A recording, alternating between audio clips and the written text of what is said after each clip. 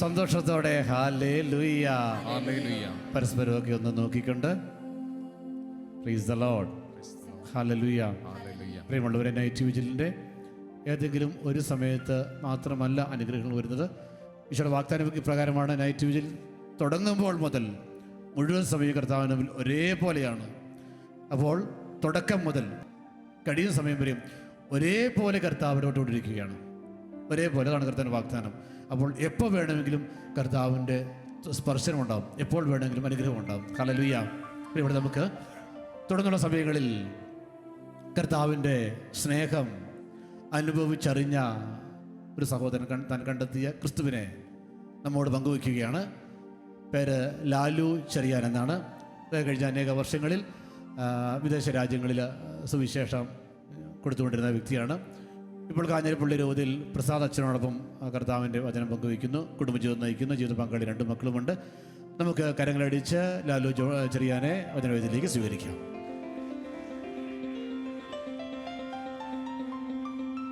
Price the Lord. കരങ്ങൾ ഉയർത്തിക്കൊണ്ട് hallelujah, hallelujah, hallelujah, hallelujah, hallelujah. Price the Lord, price the Lord. Brother പരിചയപ്പെടുത്തി. എൻ്റെ പേര് ലാലു ചെറിയാൻ. പാലായിലാണ് സ്വദേശം. പാലാ രൂപതയിൽ മുത്തോലി ഇടവക അംഗമാണ്. എൻ്റെ വീട്ടിൽ അപ്പനും അമ്മയും 2 സഹോദരങ്ങൾ, ഞാനും എൻ്റെ ചേട്ടനുമുണ്ട്. ഭാര്യയും എനിക്ക് 2 കുഞ്ഞുങ്ങളുമുണ്ട്. അങ്ങനെ സന്തുഷ്ടമായൊരു ജീവിതം നയിച്ചുകൊണ്ടിരിക്കുന്നു. 1982 ഞങ്ങളുടെ പള്ളിയിൽ പെരുന്നാൾ നടന്ന സമയത്ത് വെടികെട്ട് നടന്ന സമയത്ത് പൂക്കുറ്റി പൊട്ടിത്തെറിച്ച് എൻ്റെ ചേട്ടൻ്റെ വലതേ തലയുടെ വലതുവശത്ത് കൊള്ളുകയും ഇടതുവശം തളർന്നു പോവുകയും ചെയ്തു. അതിൻ്റെ ഫലമായ രീതിയിൽ ഒരു വർഷത്തെ ചികിത്സയായി ഒത്തിരി സാമ്പത്തികപരമായ രീതിയിൽ ബുദ്ധിമുട്ടായി. അങ്ങനെ കേസ് കളിച്ചുകൊണ്ടിരിക്കുന്നു. അങ്ങനെ ഇരിക്കുമ്പോൾ അറിയുന്നത് വെടികെട്ടുകാരന് ഇൻഷുറൻസ് ഇല്ല. അങ്ങനെ വരുമ്പോൾ പള്ളി 1-ാം പ്രതിയാവും. അങ്ങനെ പള്ളി 1-ാം പ്രതിയായിട്ട് കോടതിയിൽ നിന്ന് വിധി വന്നു. പള്ളി നഷ്ടപരിഹാരമായിട്ട് 5 ലക്ഷം രൂപ ഞങ്ങൾക്ക് തരണം. ഞങ്ങളുടെ കാരണവന്മാർ പണിത പള്ളിയാണ്. പള്ളിയുടെ നിന്ന് ഒരു കാരണവശാലും നഷ്ടപരിഹാരം സ്വീകരിക്കരുതെന്ന് മാതാപിതാക്കൾ ജീവിച്ചിരിക്കുമ്പോൾ അത് ശരിയല്ലെന്ന് പറഞ്ഞുകൊണ്ട് ആൾക്കാർ, ബന്ധുക്കളുമെല്ലാം പറഞ്ഞു. ഞങ്ങൾ കേസ് പിൻവലിച്ചപ്പോൾ ഞങ്ങളുടെ ഉണ്ടായിരുന്ന സ്ഥലങ്ങളെല്ലാം കൊടുക്കേണ്ടി വന്നു. സാമ്പത്തികപരമായ രീതിയിൽ വലിയ ബുദ്ധിമുട്ടായി. ഞാൻ പഠിക്കാൻ അത്ര മിടുക്കനൊന്നുമല്ല. എങ്ങനെയോ തോറ്റ് 7-ാം ക്ലാസ് വരെ എത്തി. 7-ാം ക്ലാസ് വെച്ച് ഞാൻ പഠിത്തവും നിർത്തി. പഠിത്തം നിർത്തിയപ്പോൾ ആകെ ഒരു ആശ്രയം ഞാനായിരുന്നു വീട്ടിൽ. അങ്ങനെ എൻ്റെ ബന്ധുമിത്രാദികളും മാതാപിതാക്കളും എന്നെ കുറ്റപ്പെടുത്താൻ തുടങ്ങി. ഇനി നിൻ്റെ ജീവിതം എന്തായിത്തീരും? ഒരാളെ വെടികെട്ടില്ല, അപകടത്തിൽ ഇങ്ങനെ ഒരു വശം തളർന്നു കിടക്കുന്നു. നീ പഠിത്തവും നിർത്തി. വീട്ടിലാണെങ്കിൽ സാമ്പത്തികപരമായ വളരെ ബുദ്ധിമുട്ട്. ചുരുക്കം പറഞ്ഞു കഴിഞ്ഞാൽ ഒരു നേരത്തെ കഞ്ഞി പോലും വെക്കാൻ പറ്റാത്ത അവസ്ഥ, കറിയില്ലാത്ത അവസ്ഥ, കണ്ണീരായി. എനിക്ക് പഠിക്കണമെന്നുള്ള ആഗ്രഹമില്ല. പഠിച്ചാൽ പോയി കഴിഞ്ഞാലും ആൾക്കാരുടെ മുഴുവൻ പുച്ഛം, സാറുമാർക്ക് എന്നെ കുറ്റപ്പെടുത്തിക്കൊണ്ടിരിക്കും. അങ്ങനെ ഞാൻ വീടിൻ്റെ ഒരു ഫ്രണ്ടിൽ ഒരു കണ്ടമുണ്ട്, ഒരു പാടമുണ്ട്. ആ പാടത്തിൻ്റെ അവിടെ പോയി പൊട്ടിക്കരഞ്ഞ് പ്രാർത്ഥിക്കും. എന്ത് ചെയ്യാം? ഞാൻ ജീവിച്ചിരുന്നിട്ട് എന്നാ കാര്യം ഇരിക്കുന്നേ? മരിക്കണം എന്നൊരൊറ്റ ചിന്ത മാത്രമേ എൻ്റെ ചെവിയിലുള്ളൂ. അങ്ങനെ എല്ലാവരും കുറ്റപ്പെടുത്തും. ഒരാൾ പോലും എൻ്റെ സാരമില്ല, ഒരു വഴി പറഞ്ഞു തരാനോ ആരുമില്ല. അങ്ങനെ ഇരിക്കുന്നതാണ് ബഹുമാനപ്പെട്ട നായ്ക്കുംപറമ്പിൽ അച്ഛൻ്റെ കൺവെൻഷൻ പാലായിൽ വരുവാണ്. ആ കൺവെൻഷന് വചനം കേൾക്കാനൊന്നുമല്ല. 14 വയസ്സുള്ള ചെറുക്കന് എന്തു വചനം? അവിടെ ബ്രെഡും കരിങ്ങാലി വെള്ളം കൊടുക്കുന്നുണ്ടെന്ന് കേട്ടു. എന്നാൽ പോയേക്കാം. എന്നാൽ ഒരു നേരത്തെ ഭക്ഷണമെങ്കിലും വയറ് നിറയെ കഴിക്കാൻ പറ്റുമല്ലോ. അങ്ങനെ ബ്രെഡും കരിങ്ങാലി വെള്ളം കഴിക്കാനായിട്ട് ഞാൻ കൺവെൻഷൻ സെൻറ്ററിൽ പോയി. ആദ്യത്തെ ദിവസം എല്ലോടെയെല്ലാം കയറി നടന്ന് വയറ് നിറയെ ബ്രെഡും കഴിച്ചു, കരിങ്ങാലി വെള്ളവും കഴിച്ച് അവിടുന്ന് പോന്നു. അങ്ങനെ 2 ദിവസം ചെയ്തു. 3-ാം ദിവസം ഇതിങ്ങനെ ആവർത്തിക്കുമ്പോൾ അച്ഛൻ സ്റ്റേജിൽ നിന്ന് വിളിച്ചു പറയുന്നു, പെറ്റമ്മയ്ക്ക് തൻ്റെ കുഞ്ഞിനെ മറക്കാനാവോ? അവൾ മറന്നാലും ഞാൻ നിന്നെ മറക്കത്തില്ല. ഒരു വചനം ഇങ്ങനെ വരുവാണ്. അതെൻ്റെ മനസ്സിലേക്ക് വലിയ ഒരു ശക്തമായ രീതിയിൽ ഇങ്ങനെ കടന്നു വന്നു. അതിൻ്റെ തൊട്ട് പറയുക വരുന്നു, ഇവിടെ ഇരിക്കുന്ന ഓരോ വ്യക്തിയെക്കുറിച്ചും ദൈവത്തിന് വ്യക്തമായ പദ്ധതിയുണ്ട്. അത് നാശത്തിനല്ല, ക്ഷേമത്തിനുള്ള, നിങ്ങൾക്ക് ശുഭമായ ഭാവിയും പ്രത്യാശയും തരുന്ന പദ്ധതിയാണ്. ഓരോ വ്യക്തിയെക്കുറിച്ചും ദൈവത്തിന് ഒരു പദ്ധതിയുണ്ട്. ഈ ഇരിക്കുന്ന ഓരോ വ്യക്തിയെയും ദൈവമാണ് സൃഷ്ടിച്ചത്. ഇത് വചനം അങ്ങ് കേൾക്കുകയും എൻ്റെ മനസ്സിൽ എന്തെന്നില്ലാത്ത ഒരു വലിയൊരു ആനന്ദം അങ്ങനെ കടന്നു വന്നു. എൻ്റെ മനസ്സിലുണ്ടായിരുന്ന ആ ദുഃഖങ്ങളും ഭാരങ്ങളും വേദനകളെല്ലാം അങ്ങ് വിട്ടുമാറി. ഇതെവിടെ നിന്നാണ് ഇത് കടന്നു വരുന്നത്? നിങ്ങളടുത്തോളം 1984 കാലഘട്ടം. അതിതുപോലെ ടി വിയോ ഒന്നുമില്ല. ഒരു കോളാമ്പയ്ക്കകത്തോടെ ഇതിൻ്റെ ഒച്ച വരുന്നത്. ഈ കോളാമ്പയ്ക്കകത്തോടെ ഒച്ച വരുമ്പോൾ ഇത് എവിടെ നിന്നാണ് വരുന്നതെന്നൊന്നും എനിക്കറിയത്തില്ല. അപ്പം ഞാനിത് അന്വേഷിച്ചു. ഇത് നായിക്കുപറമ്പിലച്ഛന് സ്റ്റേജ് അത് എവിടെയാണെന്ന് പോലും അറിയത്തില്ല, അത്രയ്ക്ക് തിരക്കാണ്. അങ്ങനെ ഞാനിത് അന്വേഷിച്ചു. ഈ അച്ഛനെ ഒന്ന് കാണണം.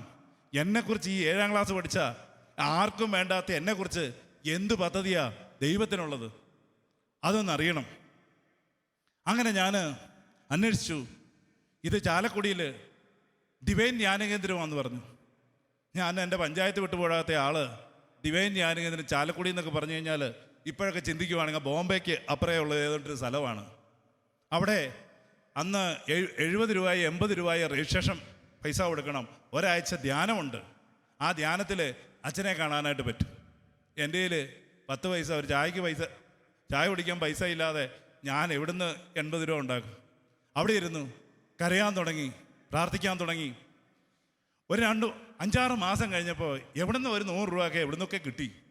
എൻ്റെ ആഗ്രഹം ബഹുമാനപ്പെട്ട നായിക്കുപറമ്പിലച്ഛനെ കാണണം. അങ്ങനെ നായിക്കുപറമ്പിലച്ഛനെ കാണാനായിട്ട് ഞാൻ ഡിവൈൻ ധ്യാനകേന്ദ്രത്തിൽ ധ്യാനം കൂടാനായിട്ട് പോരുവാണ്. ഒത്തിരി പേരോട് ചോദിച്ച് അങ്ങനെ തൃശ്ശൂരുള്ള വണ്ടിയെ കയറി. ഈ തൃശ്ശൂരിൽ നിന്ന് എഴുതുന്നതൊന്നും വായിക്കാൻ അറിയത്തില്ല. അത് ഇന്നും അന്നും ഒക്കെ അങ്ങനെയൊക്കെ തന്നെ. അങ്ങനെയൊക്കെ ചോദിച്ചും ഒക്കെ ആയിട്ട് ഡിവൈനി വന്ന് ധ്യാനം കൂടാം. ഡിവൈനി വന്ന് ധ്യാനം കൂടാതെ രജിസ്ട്രേഷൻ ചെയ്തു. നോക്കിയപ്പം ഭക്ഷണമൊക്കെ വലിയ കുഴപ്പമില്ല. വീട്ടിലാണെങ്കിൽ പഞ്ഞം, അവിടെ ആണെങ്കിൽ അടിപൊളി. 2 ദിവസം കഴിഞ്ഞപ്പോൾ മനസ്സിലായി അച്ഛനെ കാണാനൊന്നും പറ്റത്തില്ല. എന്താ ചോദിച്ചു കഴിഞ്ഞാൽ ഇതിനേക്കാൾ ഇടിയാണ് അവിടെ. ഈ അച്ഛൻ മാത്രമേ ഉള്ളൂ.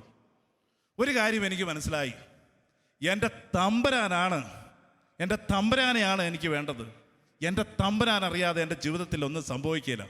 എനിക്ക് എല്ലാവരോടും വെറുപ്പും വിദ്വേഷവും എല്ലാ ദേഷ്യവും അരിശവും കോപവും എല്ലാമാണ്. ഇതാണ് എൻ്റെ ജീവിതത്തിലേക്ക് ദൈവാനുഗ്രഹം കടന്നു വരാൻ തടസ്സം. എൻ്റെ പാപമാണെന്ന് മനസ്സിലായി. ഞാൻ അവിടെ പോയി നന്നായിട്ടൊന്ന് കുമ്പസാരിക്കാനായിട്ട് തീരുമാനമെടുത്തു. എല്ലാവരും പാപങ്ങളൊക്കെ എഴുതുന്നു. എനിക്ക് ഈ പാപമൊന്നും എഴുതാൻ ആകെ അറിയത്തില്ല. അങ്ങനെ ഒരു 5 പാവം ഓർക്കും, ഒരു അച്ഛൻ്റെ അടുത്ത് പോയി കുമ്പസാരിക്കും. വേറൊരു 5 പാവം ഓർക്കും, അടുത്ത അച്ഛൻ്റെ അടുത്ത് പോയി കുമ്പസാരിക്കും. അങ്ങനെ ഒക്കെ ആയിട്ടൊന്ന് കുമ്പസാരമൊക്കെ കഴിഞ്ഞു. അങ്ങനെ കൗൺസിലിങ്ങിന് കടന്നു ചെല്ലുവാണ്. അങ്ങനെ കൗൺസിലിങ്ങിന് കടന്നു ചെല്ലുമ്പോൾ ഇപ്പം ഞാൻ ഈ കുളത്തുവേല സിസ്റ്ററോട് സംസാരിച്ചപ്പോൾ ജൂലിയ സിസ്റ്ററാണ് എന്നെ ആദ്യമായിട്ട് കൗൺസിലിംഗ് നടത്തുന്നത്. സിസ്റ്ററിൻ്റെ അടുത്ത് ചെല്ലുന്നു. സിസ്റ്ററിനോട് പറഞ്ഞു, ഈ വചനം തന്നെ സിസ്റ്റർ പറയാം, പെറ്റമ്മയ്ക്ക് തൻ്റെ കുഞ്ഞിനെ മറക്കാനാവോ? അവൾ മറന്നാലും നിന്നെ മറക്കത്തില്ല മോനെ. ദൈവത്തിന് നിന്നെക്കുറിച്ചൊരു പദ്ധതിയുണ്ട്. അത് നാശത്തിനല്ല. മോൻ നന്നായിട്ട് പ്രാർത്ഥിക്കണം. ദൈവം കുഞ്ഞിനെ അനുഗ്രഹിക്കും. അപ്പം അച്ഛനെ ഒന്നും കാണണ്ട. ദൈവത്തെ വട്ടം പിടിച്ചങ്ങ് പ്രാർത്ഥിക്ക്, ദൈവം കൈവിടത്തില്ല. ഭയങ്കര ഒരു പ്രത്യാശയായി. അങ്ങനെ ഇരിക്കെ ഞാൻ ബുധനാഴ്ച ദിവസം ഭക്ഷണമൊക്കെ കഴിച്ച് ഞാൻ ഇങ്ങനെ ആ ധ്യാനങ്ങളുടെ സൈഡിൽ കൂടെ നടന്നു വരുമ്പോൾ തന്നെ വിളിച്ചപേക്ഷിക്കുന്നവർക്ക്, ഹൃദയപരമാർത്ഥങ്ങൾ വിളിച്ചപേക്ഷിക്കുന്നവർക്ക് കർത്താവ് സമീപസ്ഥനാണ്. തൻ്റെ ഭക്തരുടെ ആഗ്രഹം അവിടുന്ന് സഫലമാക്കി തരും. Praise Lord, praise Lord. കാര്യങ്ങൾ എടുത്തുകൊണ്ട് ഹല്ലേലൂയ, ഹല്ലേലൂയ, ഹല്ലേലൂയ, ഹല്ലേലൂയ. ബഹുമാനപ്പെട്ട നായിക്കുപറമ്പിലച്ഛൻ ഞാൻ നടന്നു വരുന്ന ആ സ്ഥലത്ത് ഒരു വണ്ടിയിൽ വന്നിങ്ങനെ ഇറങ്ങുവാണ്.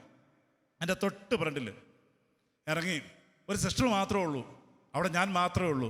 എന്നോട് സിസ്റ്റർ ചോദിച്ചു, നീ അച്ഛനെ കാണാനാണോ? ഞാൻ പറഞ്ഞു, അച്ഛനെ കാണാനാണ്. നീ അച്ഛനോടുത്തി പോകാൻ പറഞ്ഞു.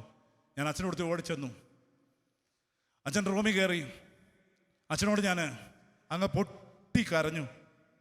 എന്തെന്നില്ലാത്ത ഞാൻ ആഗ്രഹിച്ച ഒരു ആളെ ഞാൻ കണ്ടു നിൽക്കുന്നത്. ആദ്യമായിട്ട് ബഹുമാനപ്പെട്ട നായിക്കും പറമ്പൽച്ചൻ എന്നെ മാറോട് ചേർത്ത് ഇങ്ങനെ പിടിച്ചിട്ട് പറഞ്ഞു, പൊന്നുമോനെ നീ വിഷമിക്കേണ്ട, കർത്താവിന് നിന്നെപ്പറ്റി ഒരു പദ്ധതിയുണ്ട്. നാശത്തിനല്ല, ക്ഷേമത്തിലുള്ള പദ്ധതിയാണ്. പെറ്റമ്മയ്ക്ക് തൻ്റെ കുഞ്ഞിനെ മറക്കാവോ? അവൾ മറന്നാലും മറക്കാത്തൊരു ദൈവം നിന്റെ കൂടെയുണ്ട്. ആ ദൈവം നിന്നെ ശക്തമായ രീതിയിൽ അനുഗ്രഹിക്കും. Price the lord. Hallelujah. Hallelujah. എന്തെന്നില്ലാത്ത ഒരു വലിയൊരു ദൈവാനുഭവം എൻ്റെ ജീവിതത്തിലേക്ക് കടന്നു വന്നു. അച്ഛൻ അവിടെ ഇരുന്നുകൊണ്ട് ഈ ബൈബിൾ എൻ്റെ എടുത്ത് വന്നിട്ട് പറഞ്ഞു, ഈ ബൈബിള് ഒരു കൊന്തയും എടുത്തു വന്നു. അച്ഛനോട് പറഞ്ഞു, കഴിവത് നീ വിശുദ്ധ കുർബാന മുടങ്ങാതെ നീ കണ്ണീരോടെ തമ്പുരാന്റെ സന്നദ്ധിയിൽ നീ പൊട്ടിക്കരഞ്ഞ് നീ പ്രാർത്ഥിക്ക്, നിന്റെ ദൈവം നിന്റെ കൂടെ നിൽക്കും. Price the lord. Hallelujah. Hallelujah. അച്ഛൻ കൊന്തയെടുത്ത് വന്നു, ബൈബിൾ എടുത്ത് വന്നു, അവിടെ നിന്ന് റൂമിൽ നിന്ന് ഇറങ്ങി. എന്തെന്നില്ലാത്തൊരു അനുഭവം. അച്ഛനോട് നീ പോകുമ്പോൾ പനക്കലച്ചനെ കാണണമെന്ന് പറഞ്ഞു. ഞാൻ പനക്കലച്ചനെ എടുത്തു ചെന്നു. അച്ഛനോട് പറഞ്ഞു, എടാ നിനക്ക് എന്നാ പരിപാടി? ഞാൻ പറഞ്ഞു, ഒന്നുമില്ല, എന്നാൽ നീ ഇവിടെ നിന്നോളാൻ പറഞ്ഞു. അങ്ങനെ ഞാൻ നീണ്ട 7 വർഷക്കാലം ഡിവൈൻ ധ്യാന കേന്ദ്രത്തിലെ ശുശ്രൂഷയിലെ ആദ്യത്തെ 2 വർഷം അവിടെ പ്രേക്ഷകനായിട്ട് ജോലി ചെയ്തു. 2 വർഷം കഴിഞ്ഞപ്പോൾ അച്ഛനോട് പറഞ്ഞു, എടാ ഇങ്ങനെയൊക്കെ നടന്നാൽ മതിയോ? എന്തെങ്കിലും ട്രേഡായിട്ട് എന്തെങ്കിലും പഠിക്കണ്ടേ? ഞാൻ ഇലക്ട്രീഷ്യന്മാരുടെ കൊടുത്ത് കുടിക്കോളാൻ പറഞ്ഞു. അങ്ങനെ ഒരു 2-3 വർഷം ഇലക്ട്രീഷ്യന്മാരുടെ കൊടുത്ത് നടന്ന് ഇലക്ട്രിക്കിൻ്റെ പണിയൊക്കെ പഠിച്ചു. അത് കഴിഞ്ഞ് അച്ഛനോട് പറഞ്ഞു, നീ ആ സ്റ്റേജിൽ വന്ന് ആൻ്റണിയെ സഹായിക്ക്, സൗണ്ടിൽ സഹായിക്ക്, കുറച്ച് നേരം സ്റ്റേജിൽ സ്തുതിക്കുകയും പ്രാർത്ഥിക്കുകയൊക്കെ ചെയ്യാൻ പറഞ്ഞു. അങ്ങനെ ഞാൻ ഡിവൈൻ്റെ ധ്യാനകേന്ദ്രത്തിൻ്റെ സ്റ്റേജിൽ ശുശ്രൂഷ ചെയ്യാൻ തുടങ്ങി. ആ സമയത്ത് എനിക്ക് അച്ഛൻ ഒരു 1200 രൂപ ശമ്പളം തരും. അവിടെ ഫുഡും അക്കോമഡേഷനും ഉണ്ട്. ഒരു 200 രൂപ കൈവച്ചിൽ ബാക്കിയുള്ള പൈസ വീട്ടിൽ അയച്ചു കൊടുക്കും. വീട്ടിൽ പതുക്കെ ഒരു മാറ്റം വരാൻ തുടങ്ങി. വീട് പതുക്കെ ഒന്ന് പച്ച പിടിക്കാൻ തുടങ്ങി. അങ്ങനെ ഒരു 7 വർഷക്കാലം നിന്നപ്പോൾ ഞാൻ അച്ഛനോട് പറഞ്ഞു, അച്ഛാ വീട്ടിൽ സാമ്പത്തിക മേഖല ഭയങ്കര ബുദ്ധിമുട്ടാണ്.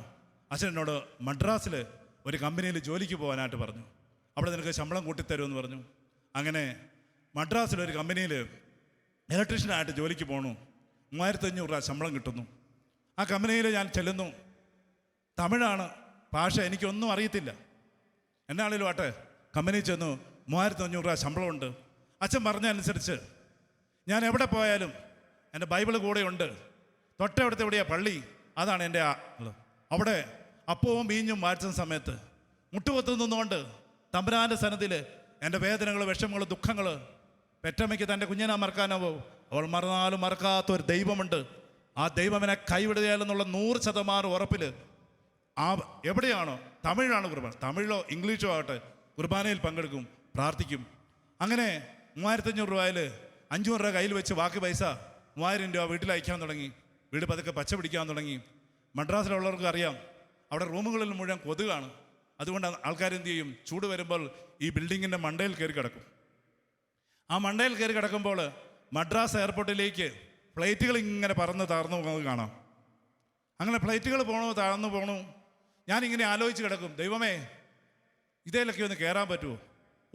ഇത് വലിയ പണക്കാർക്കൊക്കെ വല്ലതാണ്, അല്ലെങ്കിൽ വല്ല വിദ്യാഭ്യാസമൊക്കെ വേണം, വല്ല കമ്പനികൾക്ക് ജോലി വേണം. എന്നെക്കുറിച്ചുള്ള ആൾക്കാർക്ക് ഇതൊക്കെ ചിന്തിക്കാനല്ലേ പറ്റുള്ളൂ.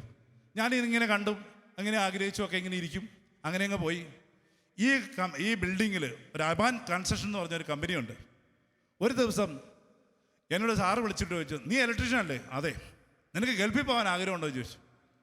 ഞാൻ പറഞ്ഞു, സാറേ ഗൾഫിൽ പോകാൻ ആഗ്രഹമുള്ളൂ, എൻ്റെ 10 പൈസ ഇല്ലെന്ന് പറഞ്ഞു. നിന്നോട് പൈസയുടെ കാര്യം വല്ലതും ചോദിച്ചു. അപ്പോൾ നീ വന്ന് ഇൻ്റർവ്യൂ അറ്റൻഡ് ചെയ്യാൻ പറഞ്ഞു. അവിടെ ഇൻ്റർവ്യൂവിൽ അറ്റൻഡ് ചെയ്തു. ഇൻ്റർവ്യൂ പാസ്സായി. വിസയും ടിക്കറ്റും ഫ്രീ ആയിട്ട് ഗൾഫിലേക്ക്. ഞങ്ങൾ അവിടെ നിന്നൊരു കമ്പനിയിൽ നിന്ന് ഒരു 125 പേരാണ് ഗൾഫിലേക്ക് വരുന്നത്. മക്കളെ, ജീവിതം അവിടെ നിന്നാണ് എന്നെ ഒരുക്കുന്നത്. അവിടെ നിന്ന് വന്നു. 125 പേർക്കും അവിടെ റോഡ് തൂക്കുന്ന പണിയാണ്. നിങ്ങളിരുന്ന് ചിരിക്കുന്നല്ലേ? പ്ലെയിൻ പറന്നു പോകുമ്പോൾ ഒരു ശകലം തണൽ കിട്ടിയാൽ കിട്ടും. അത് രാവിലെ ഒരു 7:30 കൊണ്ട് അങ്ങോട്ട് വിട്ട് കഴിഞ്ഞാൽ ഒരു ഏരിയ മുഴുവൻ ക്ലീൻ ചെയ്തണം. അവിടെയാണെങ്കിൽ എനിക്ക് സർട്ടിഫിക്കറ്റ് ഇല്ല, എനിക്കിത് കൂടുതലുള്ള ജോലി കിട്ടത്തില്ല, അത് 100% ഉറപ്പാണ്. മസിൽ പിടിച്ചാൽ ഉള്ള കഞ്ഞിയും കൂടെ പാറ്റായിടും. എന്തു വേണ്ടി? അവിടെ 10,000 രൂപ കിട്ടും. 3000 10,000 ആയി. എന്നാണേലും ദൈവം അറിയാതെ എൻ്റെ ജീവിതത്തിലൊന്നുമില്ല. യേശു ക്രിസ്തു കുരിശുമരണം പിതാവിൻ്റെ കരങ്ങളിൽ നിന്ന് സ്വീകരിക്കുന്നത് പോലെ ഈ ജോലിയെ ദൈവകരങ്ങളിൽ നിന്ന് കൊളോസ്സോസ് 3:23 പറഞ്ഞു, നിങ്ങളുടെ ജോലി എന്ത് തന്നെയാണെങ്കിലും ദൈവത്തെ സേവിക്കുന്നതുപോലെ ഹൃദയപരമാർത്ഥത്തോടെ സേവിക്കണം. അനുഗ്രഹം തരുന്നത് ദൈവമാണ്. ജോലിയിൽ അനുഗ്രഹം കൊണ്ടിരുന്നത് വ്യക്തിയല്ല, ദൈവമാണ്. ദൈവത്തിന് അസാധ്യമായിട്ടൊന്നുമില്ല. ദൈവം പ്രവർത്തിക്കും. സന്തോഷത്തോടെ ആ ജോലി ചെയ്യാൻ തുടങ്ങി. ഒരു കയ്യിൽ കൊന്ത, ഒരു കയ്യിൽ ബ്രഷ്, ആ ക്ലീനിങ് സ്തുതിച്ച് പ്രാർത്ഥിച്ച്. പിന്നെ ആരും അങ്ങോട്ട് പോരിയല്ല. വരുന്നത് ഒരു പാകിസ്ഥാനിയാണ്. അയാൾ ഹിന്ദിയിൽ എന്തൊക്കെയോ പറയും, എനിക്കൊന്നും മനസ്സിലായില്ല. ഞാൻ പറയുന്നത് അയാൾക്കും മനസ്സിലായില്ല. പിന്നെ എന്ത് കുഴപ്പം? ഞാനിങ്ങനെ സ്തുതിച്ചും പ്രാർത്ഥിച്ചും ഒക്കെ ആയിട്ട് നിൽക്കും. എന്തു വേണ്ടിയും. ഇവിടുന്ന് എല്ലാ ദിവസവും ടൗണിലേക്ക് ബസ്സുണ്ട്. ആ ബസ് അബുദാബിയിലെ സെൻറ്റ് ജോസഫ് ചർച്ച് വഴിയാണ് പോണത്. ഞാൻ ആ ബസ്സിൽ കയറും. എല്ലാ ദിവസവും ആ പള്ളിയിൽ പോയി കുർബാനയ്ക്ക് പോകും. സെൻറ്റ് ജോസഫ് ഇംഗ്ലീഷ് കുർബാനയാണ്. ആ പള്ളിയിൽ പോകും. അപ്പവും വീഞ്ഞും വാഴ്ത്തുമ്പോൾ എൻ്റെ വേദനകളെല്ലാം ആ അപ്പത്തോടും വീഞ്ഞോടും ചേർത്ത് പ്രാർത്ഥിക്കും. അങ്ങനെ ഞാൻ ഈ പുറത്തിറങ്ങുമ്പോൾ, ഞാനിങ്ങനെ ഇത് ഒറ്റ മനുഷ്യനല്ലേ, ഡിവൈൻ്റെ സ്റ്റേജിലൊക്കെ ശുശ്രൂഷ ചെയ്ത മനുഷ്യനാണ്. ആൾക്കാർക്ക് എന്നെ നല്ല പരിചയമാണ്. ഓ, ഇത് ഡിവൈനിലുള്ള ബ്രദറാണ്. അങ്ങനെ ആൾക്കാരൊക്കെ എൻ്റെ അടുത്ത് വന്ന് വിഷമം പറയാൻ തുടങ്ങി. ഞാൻ പറഞ്ഞു, എൻ്റെ മൗന മക്കളെ ഒന്നും പേടിക്കണ്ട, എൻ്റെ വിഷമം ആരോടാ പറയണമെന്നുള്ളതെന്ന് നിൽക്കുമ്പോഴാണ് അവരുടെ വിഷമം എന്നോട് പറഞ്ഞുകൊണ്ടിരിക്കുന്നത്. ഞാൻ പറഞ്ഞു, ഒരു കുഴപ്പമില്ല, എല്ലാം ദൈവം നടത്തും. ഏതെങ്കിലും ഒരു വചനം പറഞ്ഞ് അവർക്ക് കൊടുക്കും. ബാക്കി ഇങ്ങോട്ട് വരുമ്പോൾ ഒരു സഹനം എൻ്റെ കിടക്കുവാണല്ലോ, റോഡ് തൂക്കുന്ന പണിയായിട്ട് നിൽക്കുമല്ലേ, അതും കൊന്തയും ഉണ്ടല്ലോ. അത് വെച്ചുകൊണ്ട് ഇവരുടെ സഹനത്തെ കർത്താവേ അനുഗ്രഹിക്കണേ എന്ന് പറഞ്ഞങ്ങ് പ്രാർത്ഥിക്കും. 2 ദിവസം കഴിയുമ്പോൾ കാണാം, അവരുടെ പ്രശ്നത്തിൽ കർത്താവ് ഇടപെട്ടു. എനിക്കറിയത്തില്ല, ആ അബുദാബിയിലുള്ള സെൻറ്റ് ജോസഫ് ആൾക്കാർ എന്നെ ഒരു കൗൺസിലറാക്കി. അവിടെ അവരുടെ വിഷമങ്ങളൊക്കെ പറയും, ഞാൻ അവർക്ക് എന്തെങ്കിലുമൊക്കെ വചനം പറഞ്ഞു കൊടുക്കും. അങ്ങനെ ഇതൊക്കെ കഴിഞ്ഞ് കഴിഞ്ഞപ്പോൾ പിന്നെ അങ്ങോട്ട് ശുശ്രൂഷ അങ്ങോട്ട് കത്തിക്കയറാൻ തുടങ്ങി. ക്യാമ്പുകളിൽ പോയി ശുശ്രൂഷ, പിന്നെ ആൾക്കാരെയൊക്കെ അങ്ങ് പരിചയപ്പെട്ടു. പിന്നെ അങ്ങോട്ട് ശുശ്രൂഷ തുടങ്ങി. അവിടെയുള്ള ആൾക്കാരെ ക്യാമ്പുകൾ അവിടെ എല്ലാവരും ആൾക്കാരെ പള്ളിയിൽ കൊണ്ടുവരിക, പ്രാർത്ഥിപ്പിക്കുക, വന്ന് കൊടുക്കുക, കൗൺസിലിംഗ് കൊടുക്കുക, അങ്ങനെ ശുശ്രൂഷയൊക്കെ ആയി. അങ്ങനെ 2 വർഷക്കാലം ഈ ശുശ്രൂഷയായിട്ട് മുന്നോട്ട് പോയി. ഒരു സുപ്രഭാതത്തിൽ നമ്മുടെ പാകിസ്ഥാനി അറിഞ്ഞു. എന്ത് ചെയ്തു? ഇവൻ വിസ ക്യാൻസൽ ചെയ്തു, നാട്ടിൽ പറഞ്ഞു വിടണമെന്നായി. വേദനയായി, വിഷമമായി, ദുഃഖമായി, വീടൊന്ന് പച്ച പിടിച്ച് കടന്നു വരുന്നൊരു കാലഘട്ടം. കണ്ണീരായി. ആരോട് പറയാൻ പറ്റും? കാര്യം പറഞ്ഞാൽ ഞാൻ ദൈവത്തിൻ്റെ സന്നിധിയിൽ നോക്കുകയാണ്. ആത്മാർത്ഥമായിട്ട്, ഒരു കള്ളത്തരവും ഇല്ലാതെ ആത്മാർത്ഥമായിട്ടാണ് ഞാൻ ദൈവസന്നിധി ജോലി ചെയ്തത്. എൻ്റെ സ്വന്തം തെറ്റുകൊണ്ടല്ല എൻ്റെ ജോലി പോയത്. ഞാൻ ഈ ആൾക്കാരെ പള്ളിയിൽ കൊണ്ടുപോയി ദൈവത്തിന് വേണ്ടി ശുശ്രൂഷ ചെയ്തെന്ന് പറഞ്ഞുകൊണ്ട് ജോലി പോയി. എന്ത് ചെയ്യാം? ആരോടാ വിഷമം പറയുന്നത്? വിഷമമല്ല എന്നോട് പറയുന്നുകൊണ്ടിരിക്കുന്നത്. എനിക്ക് വിഷമം വന്നാൽ ആരോട് പറയാൻ പറ്റും? അവിടെ മാതാവിൻ്റെ സ്റ്റാച്ചു ഉണ്ട് അബുദാബി പള്ളിയിൽ. അന്നും ഇന്നും മാതാവിനോട് അവിടെ പോയി മുട്ടുകുത്തുന്നതുകൊണ്ട് മാതാവിൻ്റെ സന്നിധിയിൽ കണ്ണീരോടെ ഞാൻ വേദന പറയും. അമ്മേ, അങ്ങനെ ഇരിക്കുമ്പോഴാണ് ഗൾഫിലൊരു പുതിയ നിയമം വന്നിരിക്കുന്നത്. സർട്ടിഫിക്കറ്റ് 10ാം ക്ലാസ് വരെ സർട്ടിഫിക്കറ്റ് ഇല്ലാത്ത ആൾക്കാർക്ക് വിസ പാസ്സാക്കാനായിട്ട് പറ്റത്തില്ല. എൻ്റെ കയ്യിൽ 7ാം ക്ലാസ്സിൽ ഉള്ള സർട്ടിഫിക്കറ്റ്, 7ാം ക്ലാസ്സിൻ്റെ തികച്ചുള്ള സർട്ടിഫിക്കറ്റ് എൻ്റെ കയ്യിൽ ഇല്ല. പിന്നെ എനിക്കറിയാം എൻ്റെ ജീവിതത്തിൽ ഇങ്ങോട്ടൊരു വഴിയില്ല.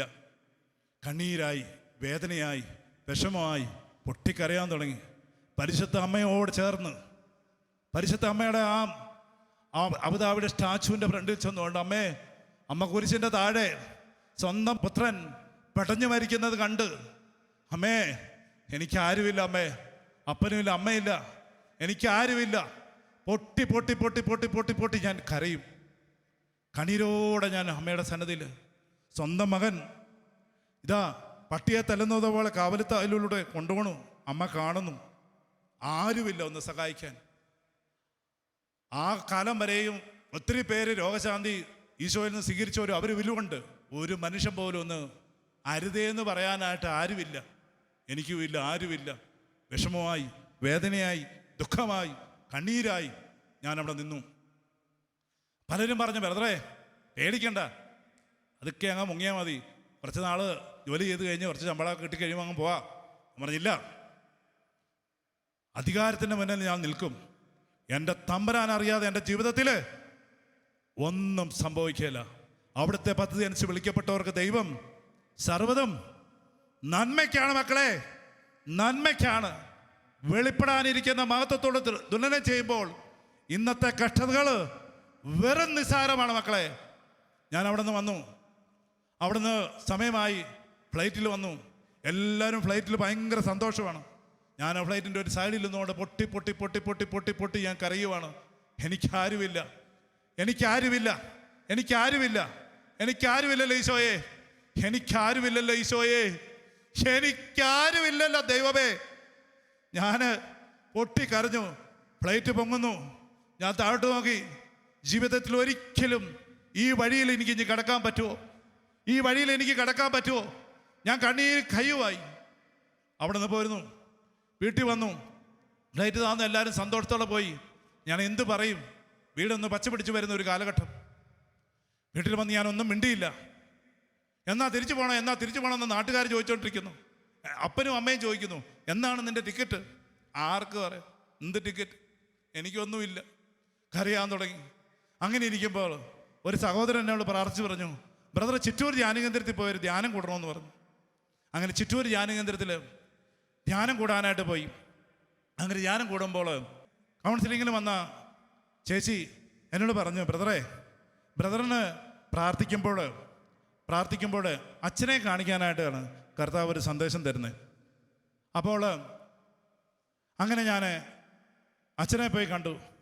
അച്ഛൻ എന്നോട് പ്രാർത്ഥിച്ചിട്ട് പറഞ്ഞു, ബ്രദറെ, ഇവിടെ ഞങ്ങൾ പ്രാർത്ഥിച്ചപ്പോൾ 2 ശുശ്രൂഷകൾ വരുന്നതായിട്ട് കണ്ടു. ഒരു ശുശ്രൂഷകൻ വന്നു, ഒരു ശുശ്രൂഷകൻ ബ്രദറാണ്. ബ്രദർ ഇവിടെ നിൽക്ക്, യുവതി യുവാക്കൾക്ക് കൗൺസിലിംഗ് കൊടുത്ത് ഇവിടെ നിൽക്ക്, ബാക്കി കാര്യങ്ങൾ തമ്പുരാൻ പ്രവർത്തിച്ചോളും. ബ്രദറിനെ ഏത് സ്ഥലത്തോട്ടാണോ അവിടുന്ന് പോകുന്നത് അതേ സ്ഥലത്ത് തന്നെ ദൈവം കൊണ്ടുവരും. Price the Lord.